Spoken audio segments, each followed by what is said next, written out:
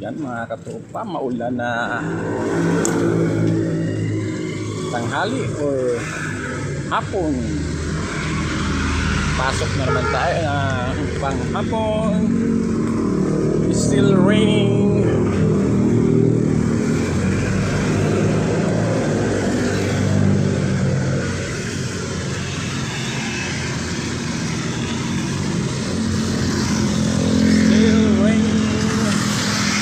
Madulas ang kalsada. Kanina may na-disgrasya na naman motor dito sa kanto na to.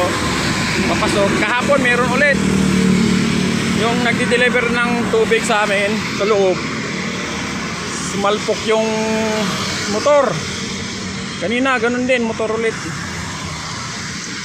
Ay. Alam na ang intersection.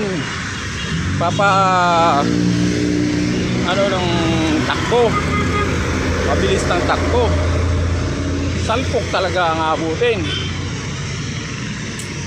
Yan, dito na ako mga tropa. Bye bye. Thanks for watching.